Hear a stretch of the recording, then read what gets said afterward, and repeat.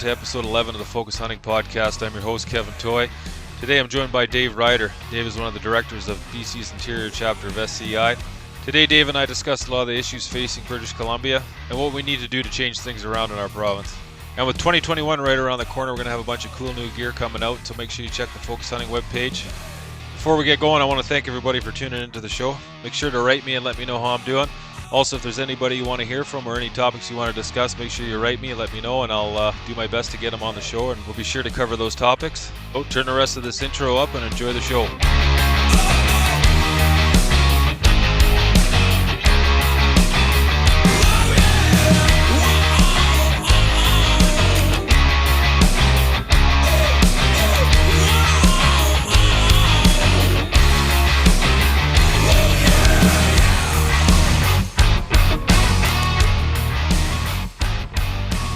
Where are you? I'm down with Aldergrove, to be exact. Oh, yeah. So you get it. Yeah. I'm a former Kootenay resident. I went to high school up there and moved back there for a couple of years and stuff like that. And that's why my heart's over in these Kootenays there. I go back at least once or twice a year to visit with friends. I do about a 2.5 week hunting camp there every year for the last 40 years. Oh, yeah. And that's where I've seen a lot of the impact that's happening here with the whitetails and stuff like that, and decided to get my ass off my chair and try to do something about it. Yeah, definitely. How did you get involved with Robin and Hunters for BC? Well, it all started out with when I was up in camp in 2019. I know a lot of the locals people out there in our deer camp, and they always come out and visit and stuff like that. And one of the conversations that everybody's coming up with was the antlerless doe season and the lack of elk that's happening, and basically the wolf population, and everybody was complaining and whining about it and stuff like that. And I just kind of got a little fed up, and I said, well, what are you doing about it? And it just basically got a lot of blank stares. And then I said to myself, well, somebody's got to do something. And of course the thing was, well, what can you do? I didn't have any idea. So I said, well, I'm going to do something. And so my oldest son, who's my hunting partner, he's pretty much the same as I am in his thoughts and stuff on conservation, and also one of our not the directors, but one of the committee members on our SCI group as well. He sent me a link. He said, well, why don't you do a petition? So I thought, well, great idea. So I researched on that, and I started a petition to stop the GOS general open whitetail season, and citing what I felt were good reasons. And I put that petition out there, and I was really surprised how fast it took off. In a matter of about 6 weeks, we had like 4,000 supporters.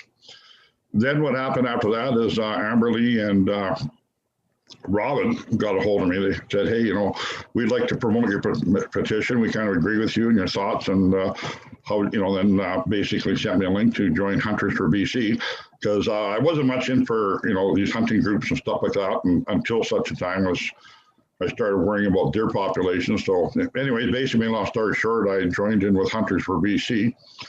And then I started putting articles and some posts on there, and I started realizing there's a lot of people out there that feel the same way. So we started blogging in there quite a bit, and the response was good. And I'm trying to be very, very careful about my topics and subjects. And a little while later, they asked me to become a moderator on there. So I agreed to that. And I didn't know at the time, but they were beginning the formation of the SCI BC Interior chapter. So a little while into just basically being blogging and a moderator at Hunters for BC, they asked me if I would consider joining and become a director for SCI. So right now I'm holding down 2 positions there. One, a director for memberships and director for fundraising. And for me, it's just been one heck of a ride. And basically all of this has taken place in the last 13 months. It was a year ago, beginning in November, I decided, I'm going to try to make a difference out here. And with the help of Robin and Amberly, and they really helped me get the message out and stuff like that. And being retired and an active hunter, I've decided that everybody needs a hobby when they retire. And this is maybe a little more than a hobby for me. It's maybe a bit of a mission. But I decided to get out there and see if I can make a difference in the long run. Yeah, well, no doubt. Well, you guys are doing a terrific job there. How's the membership drive been? You guys it's been slow. I recently just put out a bit of a poll here, just try to understand the demographics behind membership drives a bit there, and I'm getting some information from it. And but it's coming together. We're picking them up steadily. They're trickling in. With the COVID thing right now, in fact, we've had some meetings with SCI Canada, like the Jason there, St. Michael, and a lot of the organizations are actually losing memberships right now as far as renewals and that go. So even though it's been kind of slow with this COVID and everything, we still are gaining traction. We're getting they're trickling in, a few here and a few there, sort of thing. So even to be just ahead of the game right now under the current circumstances, I got to say, we're making progress, and we are building. And these things don't happen overnight; they take time, and we are going to grow. We're going to get stronger and stronger as we go. Yeah, well, that's just it. It definitely does take time. But you guys are doing a good job, and I mean you're doing pretty good so far. Like you said, you've only been around for a year so far, so you're doing good. How's the fundraising side of it been? The fundraising's been okay. Again, sort of thing. Trying to get into some big projects. We're kind of limited right now. We're still crossing our T's and dotting our I's. Right now, we still have a little bit of work left to do before we can get into the major fundraisers. So what we've been doing is pretty small potatoes, so to speak. We're limited with the rules and regulations, how big of a fundraiser we're going to have right now. But we are going to expand on that in the very near future. And then we'll be able to put out some stuff and start doing, hopefully some auctions and stuff like that. We'll comment that our promoters and sponsors, that end's coming along really, really well. And we are building a pretty good list of promoters.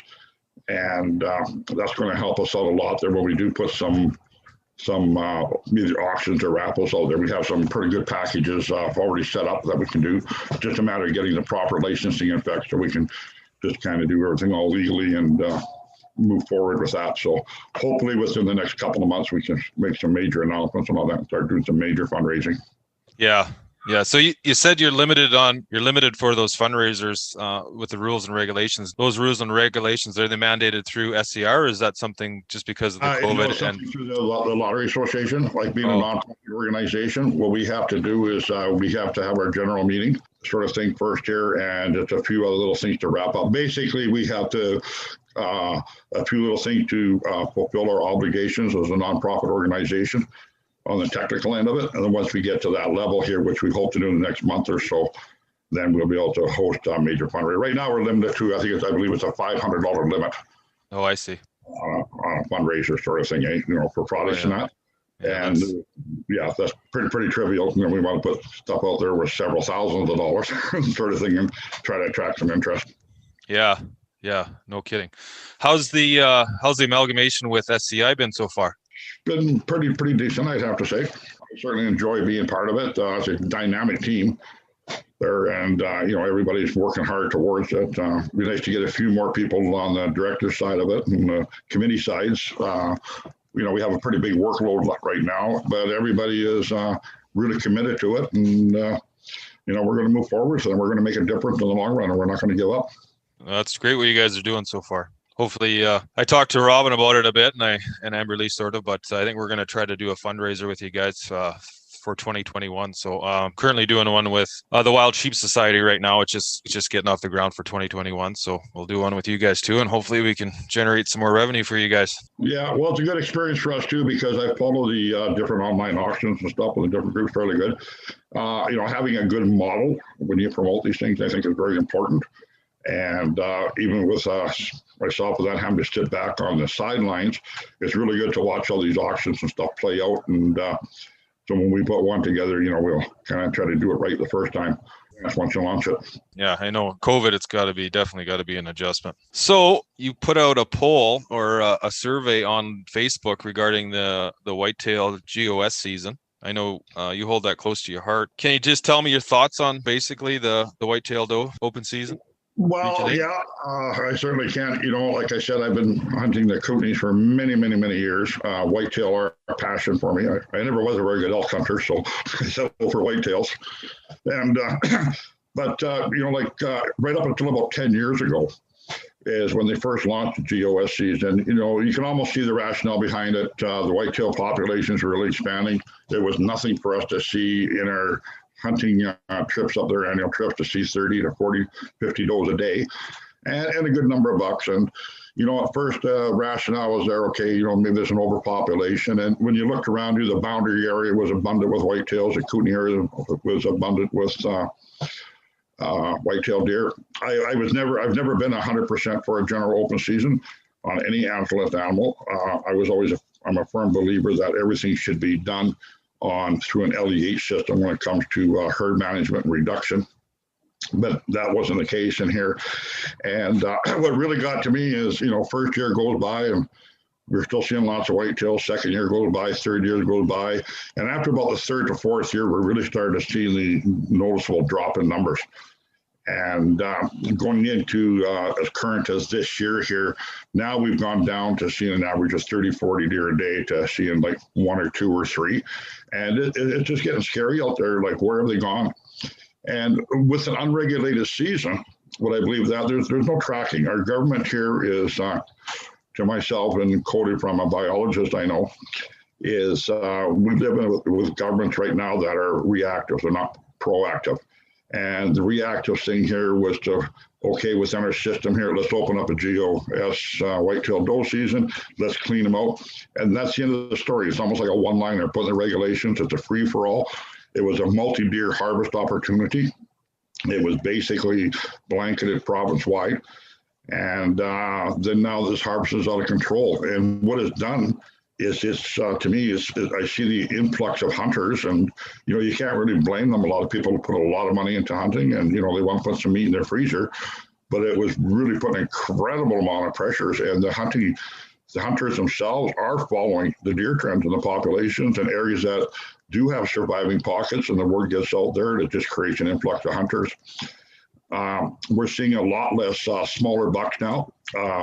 Know for a fact, if you go to in Kimberley there, and where they take the CWD for heads for testing, you'll see in there that they had a high percentage of yearlings coming in, fawns. And we're seeing that in the bush. We've come across multiple cases where fawns were being shot and left, sort of thing. And these are not deer that just ran away. These are deer right close to the roads, and people, ones that have been dragged away and stuff like that. And also all that fawn population, in theory, about 50% of them are the bucks, as well as does. So what we see now is we're not seeing the spikes in the 2 points anymore. The deer we're seeing are more in the 2 to 3 year old range, which is what we kind of target to hunt. We try to target our 3-year-old bucks. Mm-hmm. And albeit, I could say we're seeing more of them, but I don't think the thing is to say we're seeing more of them, but that's the deer that are available to see. Right. And we're almost at the point now, if we see a single doe, and we'll keep an eye on that doe, because it's not long before there's going to be a buck there. So I think the ratios of, I believe the minimum accepted standard is about 20 bucks per 100 does for sustainable population, is what my research shows me. And I believe that threshold is becoming more like 20 bucks to, like 50 does or 40 does or 30 does sort of thing. And these bucks are cruising a lot more now. We're finding, we're seeing their tracks go through the area. They're not hanging around. They're on the move constantly, 24/7 in search of does. And with that population decline like that, well, everybody does understand whitetail are pretty resilient, but the population has just gone too far. And the rationale behind it is just crazy. They opened up a LEH season in the caribou this year because of reports of an expanding population. They opened up a LEH for whitetail doe? Yes, that's right. Yeah. And they said because they had reports of expanding population. That's not science to me. Yeah. And what is that population? A bunch of hunters see some whitetails once in a while, and now give 1 or 2 seasons, they're going to be gone as well. Yeah. So, that's why I have a real problem with it. It's uncontrolled harvest, and it's not backed by any kind of science. Right. And there's no way. There's not one person in British Columbia that can tell you how many does have been harvested in the last 10 years. No. But everybody out there with boots on the ground can tell you it's been devastating. I listened to a lot of hunters from Region 8 this year, And they are all indicating that they're not even seeing any deer, and hunter harvest is down negligible. The outfitters are having problems in that area, and the way we feel is more or less falling on deaf ears. This year, 2010, there was some cutbacks. Some of the areas did close their whitetail seasons, which was a good thing. They did reduce some areas, I believe, from 2 weeks to 1 week. And as well as in particular in the Kootenays, they quit the overlap of the elk season and the whitetail antlerless season being in conjunction with each other and separated them. And I believe that took a lot of pressure off the deer. But I think we still have a long ways to go. 20 years ago, 30 years ago in the Kootenays, I would see dozens and dozens of mule deer. I'd see hundreds of whitetail. We see them cohabitating. I used to hunt a lot around the Midway area. And in the farmers' fields there, you would see huge populations of deer coming out in the evenings. You'd see huge groups of mule deer coming out to feed. And, cohabitating was okay. Balanced numbers were increasing. Predation was down low. And there's a lot of changing going on here. And then now we got to throw in the predation with the wolves. Like 20 years ago, I rarely ever, even if I have seen a wolf track 20 years ago, I don't remember. But in the recent years, the areas we hunt are basically littered with wolf tracks. Yeah, we see that everywhere. I hunt 814, 815 area, and I spend around the Midway, Rock Creek area. I spend probably 75% of my time hunting down there. And I've noticed more with the mule deer decline than I have with the whitetail numbers. I think 7-8 years ago when I started hunting in that region, man, there used to be mule deer everywhere. You know what I mean? And it's a combination, I think, of road access and just hunter numbers, because when I used to go in there originally, there used to be no hunters in there. And over the last 5 years, there's been guys coming up from Vancouver and the rest of the province and into the Christina Valley, coming over through Rock Creek area. They got guys in there with side-by-sides and quads, and they're making trails in there. And then you know what that's like. You get one side-by-side or one ATV going in one, and then you got 10 ATVs going in there. And then some guy goes in with his truck, and you just have roads where you shouldn't. But I don't know if it's the fact that I'm just seeing less mule deer now, but it just feels like I'm seeing more whitetails than I am mule deer. But having said that, I'm not, I don't think I'm seeing more whitetails. I'm just seeing less mule deer. Yeah. Well, have you not noticed a population downtrend though for the overall whitetail population in the last 10 years? In the specific areas where I hunt, but it's pretty private and pretty secluded where I hunt. I mean, you can't get in there with a vehicle. It's about a 1 day hike just to get into that area off the closest road you can get into. So it's quite a ways back, but I don't think I've noticed a decline in the whitetail numbers, but I've definitely noticed a decline in the mule deer numbers. There used to be nice big mule deer back there, and now this year it took me a long time to find a 4x4 in there this year. Yeah, I was in there I think for 5 days in the back. Yeah, well, I'm certainly going to agree with you on that concept with the mule deer. In the Kootenays where we go, I usually catch the tail end of the season for mule deer there, and we'll focus on them. And what I've been finding here lately is every time they push in a new area, we can go in there. We can usually find some small bands of mule deer, including this year. We found a couple of small bands in some new logging areas. But those little herds and they only seem to last about 2 seasons. And then we go back in those areas subsequently after that, and then we just never see those particular deer again. Now, whether they've been harvested or hunted out or predator eradicated or whatever. And then those areas we continue to see the whitetails in, but the mule deer are gone. I watched in the new logging area this year, I watched one band of 9 does for about 4 days. We had them patterned down just about perfectly. We're seeing them evenings and mornings every day. And the biggest buck we've seen with them was about a 2.5-year-old 3-spike. And I'm pretty sure he'd end up in the breeding because we've never seen a larger buck the whole time. There were two 2-spikes and one 3-spike, and that 3-spike was always dogging them does. Yeah. And even after the mule deer season closed, we continue to have whitetail there, and we never ever did see a legal buck. Yeah. I see a lot of big 3-point mule deer in the last 3-4 years. I've been seeing a ton of the big, genetically big 3-point mule deer. Now, I don't know if that has something to do with the 4-point season, if these just genetically big 3-points are doing all the breeding, but there sure is some big 3-point mule deer out there. Yeah, for sure. Yeah, I noticed they put a season up north in the Hudson Hope area. I was quite surprised by it. An area that had switched over to 4 Point, several years back, and now they kind of changed that around. They opened up a general buck season because they felt that it was putting too much pressure on the force spikes. Yeah, I got you. And Yeah, well, so they kind of reversed the decision, and I think in the long run that sounds like a good thing. I mean, if the bucks are increasing to the point where they need another general open season. Yeah. So that, and if the science is there and the numbers are true to the fact, I think that's a good sign of a turnaround, at least in that area. Yeah, in that area, I would be pretty upset if they did that in Region 8 because the mule deer, they're just not there anymore. No, we don't even see the little buck hardly. No, before in that Midway area, I used to see, 50 mule deer sitting in the fields, and you just don't see them around anymore. Yeah. They're gone. I don't know if the numbers are so low or they're just moved on to a different location. Well, we just had an estimate come in, and I believe that there's approximately 15,000 kilometers of new access road putting into the province every year. That's gross. And yes, so you can imagine that anybody that hunts there, especially when there's snow on the ground, can see the wolves. They follow the corridors and stuff.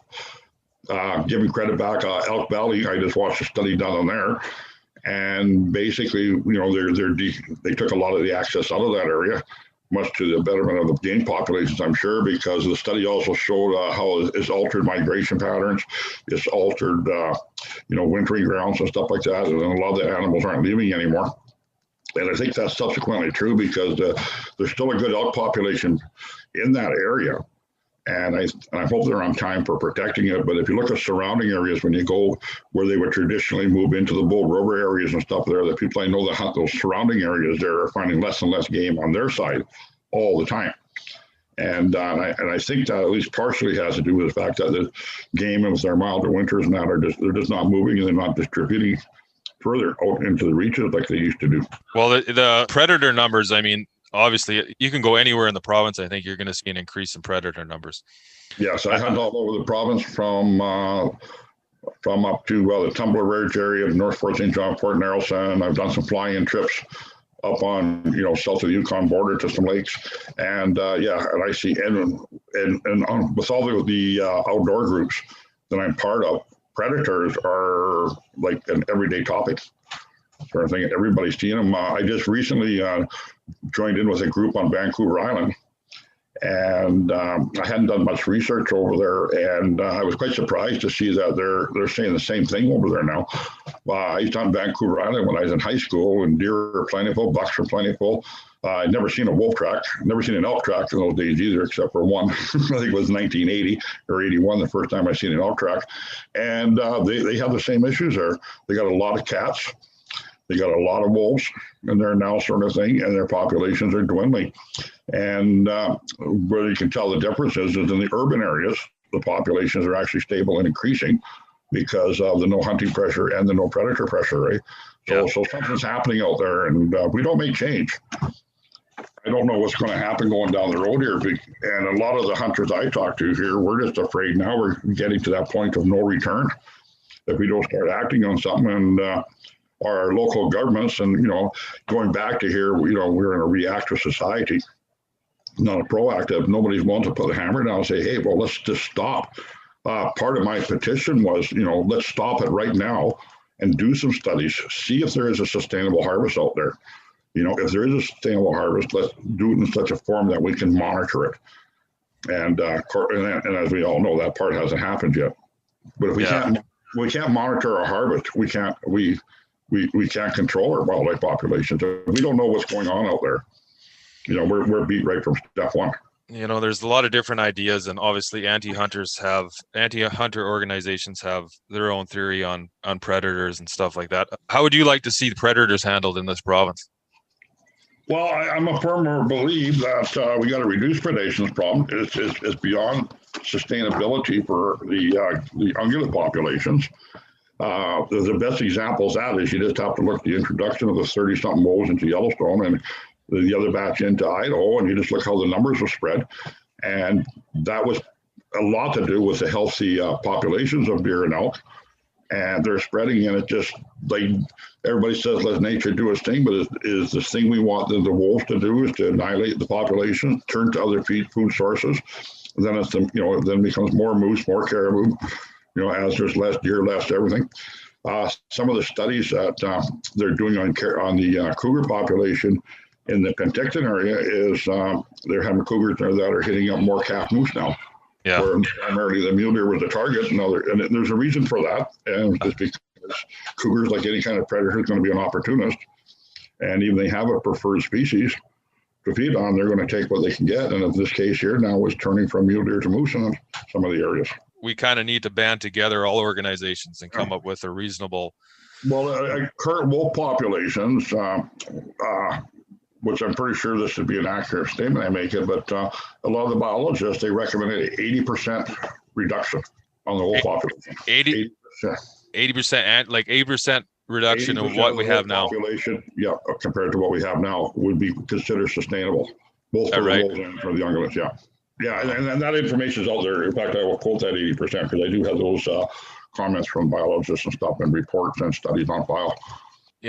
The reduction of wolf numbers is such a sticky subject for any politician, though. I think it's up to hunters to take that upon themselves and deal with the wolf numbers and cat numbers themselves. But one thing I have noticed here with all the different sites I'm on, is a lot more of the hunters are starting to consider and have been taking that matter into their own hands. That's good. And they're out there, they're asking each other advice on how to hunt wolves.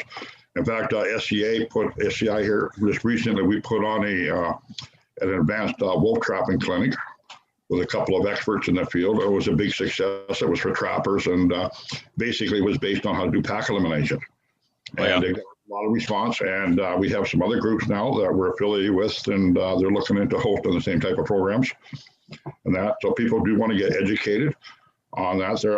Myself personally, I plan on doing some serious predator hunting. I do a lot of research on how to hunt wolves and stuff like that. And I think that people are going to get out there, but whether they can put a significant dent in the population has yet to be seen. Anybody listening that wants to get into wolf hunting, where can they find information on that? Well, we did an advanced wolf trapping clinic. You can go to our SCI site, and you can put in there. We can give you some information on that and how the course was conducted. And there is another group. They're Kootenai Elk Hunters Association. They are coming to us right now for information, and they are actually attempting to put on a clinic. They're just on the start of that. They're trying to basically do the same thing we did and get that information out there. And basically, we had two high-end trappers. I believe one of them was a fame from the past, not officially, but I think he was previously a former game warden as well, or at least his brother probably was. And we got to get that education out there and stuff like that. And the clinics we hosted, they were very positively received. They were successful as far as the clinic goes on. We didn't use it to make any money, sort of thing. By the time we paid for the people's time to come down and stuff like that, and host that. But we goes out there because there's a lot of, when it comes to wolf pack eradication, there's a lot of things you got to consider. And because wolves being highly intelligent, they catch on pretty quick. Oh yeah, they definitely do. I've tried hunting wolves. I mean, I've killed a few coyotes in my life, and all my techniques have just been calling. But I need to brush up on my research as well. I'm guilty of that. One techniques I'm going to try here is it made a lot of sense to me. Is we know how wolves hate dogs and wolves hate coyotes. Is to use the coyote decoy. And so I'm going to that's one of the things I want to try is you put a coyote decoy out there. And from the people that the articles I read about it is what'll happen if you go out there with your little bunny that flips around and stuff and your cottontail collar, your snowshoe hair squeal sort of thing. It'll bring out one of the wolves. The pack will come into it. They'll stand back in the timber. One of the wolves will go out to investigate, and then subsequently that wolf will either get shot or shot at. Whereas with the pack tendency, if they see a coyote or a dog out there, they have a tendency for the whole pack to come up. Oh yeah. And then give you multiple opportunities. So that's definitely a technique that I'm looking forward to trying. Yeah, definitely. I'll look into that. That's cool. Yeah, there is a lot of good research available out there on the internet about wolf hunting. and of course you're going to have to sort through it, and a lot Yeah. of it's mundane. It's the same stories over and over and over. But I find when you do enough of that, a person can pick up a few techniques here and there. That makes sense. Well, and that's just it. You just have to get out. You could read as much as you want, but until you actually get out in the field and figure it out, or figure a lot of it out, you're never really going to. It is illegal. We are allowed to bait wolves. Yeah. That's something on the side. A lot of the trappers will do that. They'll go put big bait piles, because trappers could claim road kills and stuff. In the wintertime, they'll drag them out on a frozen lake, and they'll start their piles out there. They'll wait till the packs start feeding in there, and then they'll go out and either trap or shoot them, sort of thing. Yeah. Well, that's another thing. People can get into baiting. Down your local butcher shops, or whatever. I think would be a lot of them would be happy to contribute a few piles with their bones and scraps to you. Yeah. It's an exercise in patience too, I'm sure. Yeah, that's one thing. I kept the bones and leftovers from the deer and a little bit of the elk. It's all stuffed in my deep freeze, which my wife absolutely hates, but I'm going to use that to bait in some cougars. I've had a few cougars on my trail cameras, and then that one area where my buddy had an encounter with one, I'm hoping to maybe get one out of there. So we'll see how it goes. Well, the predator numbers, if we get them down, it's definitely going to help the ungulate populations, because they are a great threat in BC right now, I believe. And if we don't do something, if we don't start, then I don't think we're ever going to get the wolf, like just hunters alone will ever get the wolf population down 80%. That's a lot of wolves. Never. Yeah. And we're beyond the day of the old time school where they used to use poison baits and stuff. In BC, through all the prairies and stuff, predator management was very, very extensive and very hardcore in those days. And nowadays, it's a matter we're going to have to go out there, and it's not cost effective. And you hear the people, sterilize the females and stuff like that, but that's not cost effective either. We can barely get enough money out of the government to sustain our conservation officer services, much less have programs that are high priced and high valued like that on the go at the same time. Yeah, well, and there's so much backlash as well. Look with the northern BC wolf call, how much backlash you face with that. It's just, you're getting it from every angle, basically. Yeah, and I think, some of the studies I've read up there, especially on the caribou and the moose populations, the wolf call is working. Those populations are increasing. But that kind of information is hard to find, because I really believe it's being kept quiet on purpose. It's just, these things have to be done almost like incognito sort of thing, to get away from that kind of backlash and all that. Yeah. I know it's definitely hard to find any information on that, because I've looked into it and I couldn't find anything. But that would be a good way about it, is to keep it on the down low. That way you're gonna face less backlash if less people know about it. Exactly. Yeah. As soon as it hits public. Well, the media, and they have a tendency, they can distort the facts pretty easy too. Oh, they definitely do a good job at that. That's for sure. So back to the GOS whitetail doe season, the general open season. What do you think about LEH for whitetail doe? Would you rather see it go? Because I personally hate the elk. Like in Region 8, there's elk antlerless LEH, and I absolutely hate that. I think the antlerless elk should just be left alone. I think the elk are having a hard enough time as it is. I hunt elk every year, and man, you're not seeing an increase in numbers. That's for sure. I'm hearing that from all over the Kootenays, west and east, sort of thing. About the elk populations are down there. Myself, right now at this point in time, I do believe that antlerless, game management is part of a program. This is not the time for it right now. I also, in my beliefs, I think every species of big game harvested should be subject to mandatory reporting, and databases should be kept. When the science and the biologies and especially the people with the boots on the ground, they got to have a bigger voice. And I think when those numbers all come together, as they figure that in order to sustain populations, prevent overpopulation on wintering grounds, stuff like that there, and then I think there's a time and a place for an antlerless season, but it's under strict guidelines. And I like to see that done through an LEH system and mandatory reporting. I think if we took the whitetail doe season right now, if we had mandatory reporting, and it was done on there, I think that we would just be astounded at the numbers of deer that have been harvested in the last 10 years under an uncontrolled program. And we don't know what we're taking out of the bush. No. How do we know what's left? How can we put back? Hey, Yeah, and we definitely don't know. Yeah, we definitely don't know the amount of deer killed. I mean, same with the Spike Fork bull in Region 8. I absolutely hate that. I personally, I think that all moose should be LEH only in Region 8. I've come across so many 3-point bulls just left in the bush. It makes you sick. Same with say the 6-point elk. I've come across 5-point elk, and guys are in the bush and they just get excited and they shoot first and count later, but man, it sure makes me sick. No, and you're not alone with that story. Like I said, I have a lot of contacts out there, and I hear these stories all the time, especially during hunting season. And there is a lot of immature moose killed that do not make the legal standings. There is also a lot of elk killed in the 5-spike range. That's for sure, sort of thing. And either it's just hunter mistakes, or like you say, if people just not shooting, or are thinking about before they shoot, counting tines. I mean, there should be no excuse for it, because, you're supposed to be able to identify your target accurately and make sure it's a legal animal, but it's just under controlled. And hunter opportunity is a great thing. And I love Hopper Opportunity, especially when it comes to kids, new hunters and stuff like that. And the opportunity for a 10-year-old to get out there and harvest a doe or something, when that population is sustainable, I'm all for that. But we don't know what the population is. Yeah. How can we do that? And, we're in a society out there, and a lot of hunters are guilty of it, is take. But very few want to put anything back into the system and back into the environment. That's completely true.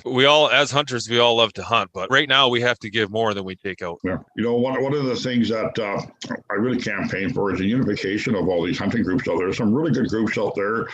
I did a write-up with all the groups that I interact with. There's a potential of 65,000 people that can read my blogs if everybody is a member of them groups. So it has a huge outstanding reach. Yeah. Another thing I do is I usually go to administrations before I even start on their pages, and I tell them that my story, here that I'm going to lean towards the conservation thing.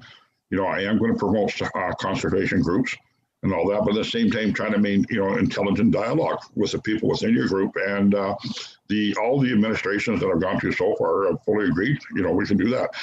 And I think by uniting that amount of people, sort of thing, you got to have a voice, but just belonging to a Facebook group does not give you a voice. No, it doesn't. So Robin and I have talked about that before. Can we make that happen? Well, the first thing is we do know that you're not going to appease all the groups. And there was a coalition sent off to the Liberal government and the NDP government, and we were working on the terms of reference to it as we speak, and pretty much completed that. But inside that, and I don't care if you're, a green group, a pro-hunting group sort of thing, there's everybody in this province realizes we have a problem. So in there, as we've been putting it here too, we have to build a pie. And that pie has to say what's best for wildlife in British Columbia. And then after that pie is built and we have sustainable goals and stuff like that, and the money put back into the system, there is points we can all agree on. And if we agree on that, we can get it to legislation. Then that's a whole different story. What happens with that pie, how it gets divided up between the different groups, that's a story for another day. But the thing is, you have to have the unification. If you need to go to a government with like 100,000 voices, sort of thing, because it's all about votes. Yeah. And we're not going to get anywhere without the votes, eh? And if we don't start turning around some, the government's way of thinking by just saying, hey, we've had enough. We have to protect our resources. We have to rebuild our resources. We have to put the natural back into supernatural BC. And if we don't do that, we're managing down to population zero. Yeah. So I think unification, I think everybody should belong to a nonprofit organization that supports wildlife management. Yeah. Now, I'm not going to pick out and say, of course, I'm SCI. I'm not going to say we're the best or we're the top dogs here. What I'm going to say is, everybody has a bit of a different mandate. But when you look at the goals, if you have a goal into preserving wildlife and habitat, whatever your beliefs are, you should be part of that. And, and if you're not funding those operations, they're just not going to go anywhere. Definitely. I agree with you 100% on that. Myself, I'm a member, I think, of every organization out there, but not everybody has to be. I know too many hunters that aren't members of any organization. Exactly. I was talking with Kyle recently with the Wild Sheep Society, and we were talking about the annual sheep tags sold in comparison to the members of the Wild Sheep Society. You figure everybody in BC hunting wild sheep be a member of the Wild Sheep Society. If you're a resident hunter here, you should be a member of, any organization. You don't, like you said, you don't have to name specific ones, but you got to do your part. Exactly. And we have to make our government accountable. It is, and especially things, it's a shame. BC gets roughly $35 million a year to the coffers for the ministry. And that pays for the game wardens and funding for a lot of the studies and stuff like that. It's $35 million a year, plus they threw in an extra, I believe, $10 million this year to some projects. You look at south of the border at Idaho, when they, they put $125 million a year into it. Yeah. There's a lot of successful models in the States I've looked at, and the funding is based heavily on the Robert Pittman Act. Yeah. I'm sure you're familiar with that. Yeah. I think I mentioned it earlier, actually, like that. And I think the outdoors people of British Columbia, are willing to take a serious look at that if it creates the funding that we need. Yeah, I've talked about it on my podcast before. Yeah, those models they have down there. I mean, which hunter wouldn't pay an extra, 10% tax that goes directly into funding, as long as it's not going into the general provincial kitty? Exactly. Yeah. It has to go back into the management of this province. It can't. I don't want to see that money. I don't want to be paying 10% on anything and then find out it's not going to what it's designed to go to. Exactly. Like the money. Last time I checked here, I think hunting in BC, excluding license and tag fees, and it puts about $350 million into the province. Yeah. Wow. Where's the cut to protect that? Well, yeah, exactly. So you take 10% of that and you put that directly back into the management, and then you add 35 or plus 10 million that is thrown in from tags and other stuff. And I'm not sure the quote on this here, but I didn't have my references out here, but I'm pretty sure the last estimate I got was about $190 million comes in from licensing revenue. Each year in this province, 190 million comes in, and we're getting 45 million. Yeah. And this is a good year because they added 10 million of what they normally do. Exactly. Yeah. And we look at the campaign promise from the NDP. That was one of the things that was on their campaign promising, that they were going to put that money back into it. And then they reneged on that shortly after they get it. Yeah. So, so once we get to the political level, I mean, it's going to be a touchy subject. We got to, you're going to have to find a party that's representing, what the population of BC needs, because it's all about wants and needs. And when you have basically the coastal areas here that are dictating how our province is run, to me, it's run by wants. It's not run by needs. I want that, but what is what we need, and we got to find a platform out there that satisfies the needs of what this province has. And we got to bring our resources back up. I mean, I'm ashamed of the way the world looks upon British Columbia. Yeah. It's not a provincial thing; it's a world thing. Absolutely. And everybody knows that we're basically just taking our resources and we're just destroying our reputation as a leader in conservation. We're destroying our reputation for having, one of the most abundant species of animals in all of North America, right here in BC. And we're losing that at an alarming rate. I mean, look at the caribou. That's evidence right there.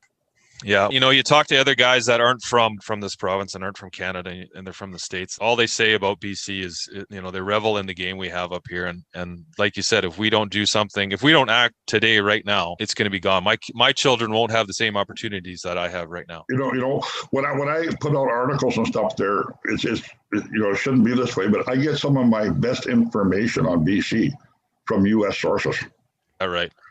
Our southern neighbors here are keeping a better eye on what's going on up here than we are. Yeah, I know. That's sad. And that's shameful. Yeah, it is. We just need to need to step up. Kevin, and I don't even just retain on that a little bit there, it's not even BC's hunters, it's the outdoors people of BC. Yeah. Hunters, we have an estimate of about 100,000 hunters in British Columbia. But we got to talk about the fishermen. We got to take the campers. We got to take the photographers. We got to take that. They're all part of that group. Yeah, absolutely. And that number grows substantially from the 100,000 hunters we have. There's the coalition that went out to government. In a matter of weeks, they got 250,000 plus supporters behind it. And those are all user groups. Like here in Kelowna, I know a handful of people, too many people, that they consider themselves outdoorsmen. They ski and they hike and, they do stuff like that, but they're absolutely opposed hunting. Yeah. It's hard to make the connection between true outdoors people and people are going for a hike up Knox Mountain. Yeah. But, they're still part of what's going on out there. They're part of the pollution. They're part of everything. Yeah, well, they are, absolutely. And all the people that go anywhere in the outdoors have to accept some responsibility for what's going on out there. I don't care if you're a skier or a snowboarder or a snowmobiler or whatever. If we want to bring the province back, and we have to look at the province, we're BCers. Yeah. The better we unite, the more we can do. Well, I think fishermen and hunters should be the model of that. I think hunters and fishermen, as true outdoorsmen, we could do a little bit more. We could stop leaving so much trash in the backcountry. We can stop shooting signs. Yeah. Again, we can stop shooting 3-point moose on when it's supposed to be a 2-point. There's a lot of things that we can do amongst ourselves to give ourselves a better reputation. One of the things I'm campaigning right now too is anti-poaching campaigns. Yeah. It's just the food and the fodder for the anti-groups. Oh. That, everything we can do right barely makes the news, but you put one poacher out there and it's got worldwide coverage. Yeah, exactly. There's so many ethical hunters, and like you said, 100,000 registered hunters in the province. There's so many ethical and good hunters, but it only takes one asshole to fuck it up for the rest of us. Yeah, exactly. And how do we enforce poaching? We don't have a budget big enough. Our conservation officers are overworked, this sort of thing. Some of them have huge tracts of land they got to cover. Lots of people say a lot of people have given up on voting the COs because they can't get through or they can't act on it like that. And you can't blame the COs. No. If you don't have a budget, a few years back, they were staying home because they didn't have money for gas. Yeah. And stuff like that. So, one of the things. Yeah, and you look at it comes down to everything. Like, look at the wages the COs make compared to a police officer or like a DFO. It blows my mind that they're that much lower. How are you supposed to recruit any new people to become conservation officers? Yeah. If they're not equal on the playing field. Exactly, and the education they need. They all got to have university degrees in biologists and stuff like that, biology or whatever, before they even consider you. Yeah. These days for that position, and who's going to go to that kind of trouble to make substandard wages? Well, exactly. Yeah, we definitely need change, and we need to support that faction too. We need our government to step up to the plate here and start. We got to put a real force out there if we're going to police the wilderness. I know a lot of hunters. I should say that I know of a lot of hunters who they want nothing to do with COs. They figure they're the enemy and they don't support them in any way. And I think that needs to change as well. I think the hunting community needs to realize that the conservation officers are there to support us. They're there to help us, and we'd be in real trouble without them. Yeah, absolutely. Yeah, it would just go rampant. Yeah. Like people make mistakes, report them. Yeah. I won't get into details. I made a mistake a couple of years ago here, and I did a self-reporting. Yeah. And I'm going to tell you right now, it scared the hell out of me, the process of doing it. But I did, and I made a report to the game wardens and sort of thing. And I went and had an interview with a couple of them, sort of thing. And they treated me very well. They certainly did dig in to make sure I was telling the truth and the facts. And at the end of the day, it was a very, very positive experience. And I had, nothing but good to say about the experience. And the thing is I felt I did my part as a hunter. I made a mistake. The repercussions against me were negligible and under the circumstances. And basically I walked away there to say, and I didn't have to look over my shoulder. And that was actually a good feeling. Yeah. And I gained a lot of respect. Yeah, well, absolutely. Yeah. I had a very, very bad experience when I was younger in the Coonies with a game warden. Sort of thing, was physically assaulted in the bush and stuff like that for no reason. And I've always been a little bit of gun shy game wardens, and I'm not, my philosophy was just to avoid them as much as possible, avoid them, give them information or anything, and just, play it safe instead of playing it sorry. And, and it changed my attitude. Yeah. sort of thing. They're no different than everybody else. There's good ones and there's bad ones, and exactly. I mean, there obviously is like with anything. There's going to be good officers. There's going to be bad officers. But yeah, I mean, and that's the thing is, you spend enough time in the bush, and shit's going to happen. So I'm not going to sit here and say I'm perfect. We've all made mistakes in the bush, but yeah, you have to just man up and deal with your mistakes. Yeah. Well, I agree with you. And then you put a lot more faith in yourself and in the system when you do that and see how it really works. This last year at the Sportsman Show, I went to the game wardens had a set up at the BC Sportsman Show down here at the TradeX. And I was just starting, this is of course a year ago, I was just starting with Hunters for BC and the concept of SCI. And I went and asked them a direct question. And I said, if we could help fund you, they were the Okanagan SEALs, everything from the Kelowna area, I believe. And I said, if we could create something for you for funding, what would you like to see the most?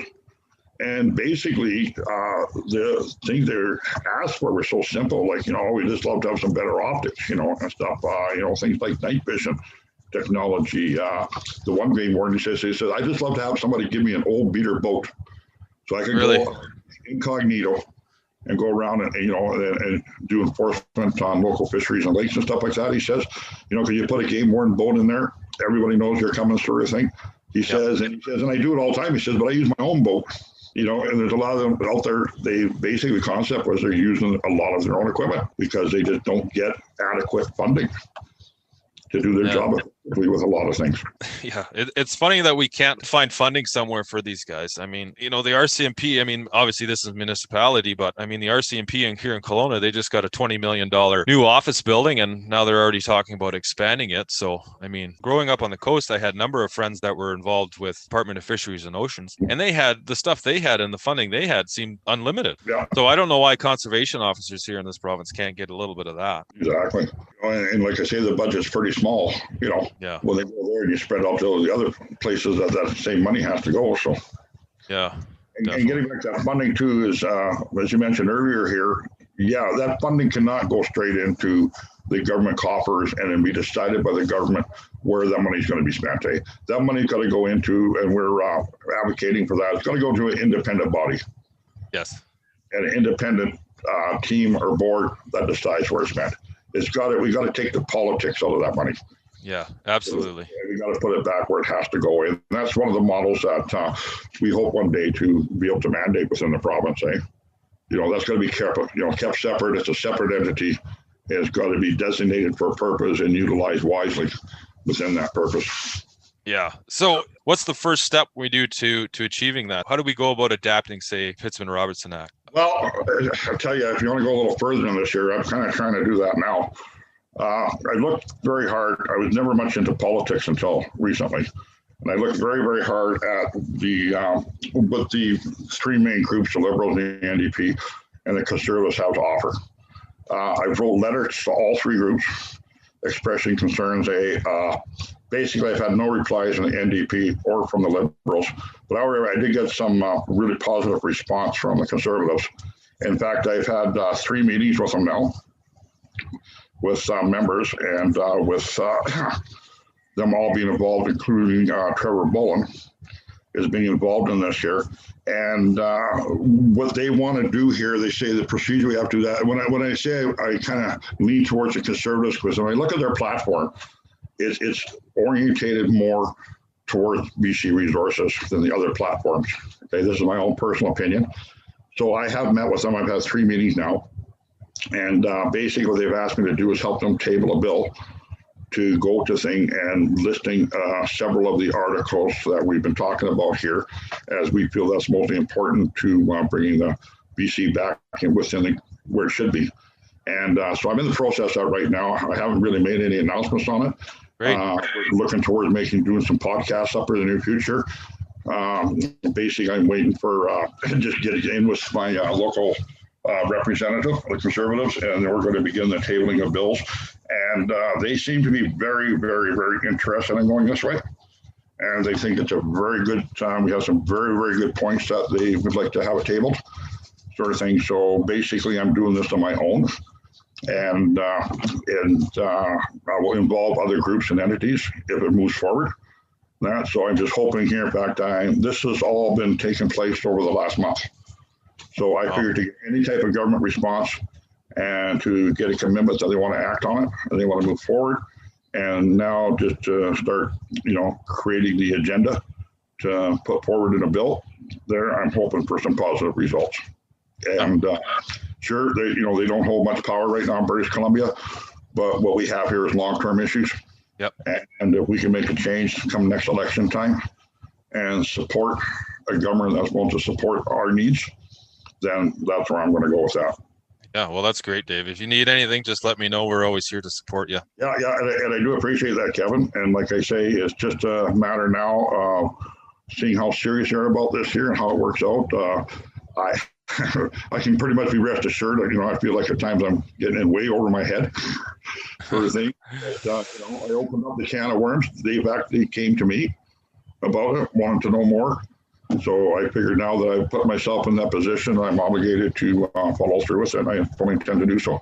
Again, that's awesome. If you need anything, just let me know. We're here for you, and I'll voice as much as I can for hunters. And to answer your question that says, how does this all start? Well, that's a question I posed to them. How do we start this? And they said, and this is how they said, this is how we need to start it. Awesome, buddy. That's great. We'll see where it goes from here. Yeah. Well, on that note, I've taken up an hour of your time, but I really appreciate you coming out today, Dave. Well, pleasure meeting you, Kevin, and I want to thank you and your company for all the support you've offered us to at SCI and the other various groups. Well, keep up the good work, and basically we just have to get the information out there, and we have to unite the people of BC, the hunters of BC. We'll talk more about how you're making out with the bill and stuff, and we'll keep going from there. I'll keep you posted how that moves along. Yeah. And I figure we can put some weight in we have something substantial there, then let's get together and just get some opinions on it and see where we can go from there. Okay, Dave. Appreciate your time, and we'll talk soon. You too, Kevin. Take care.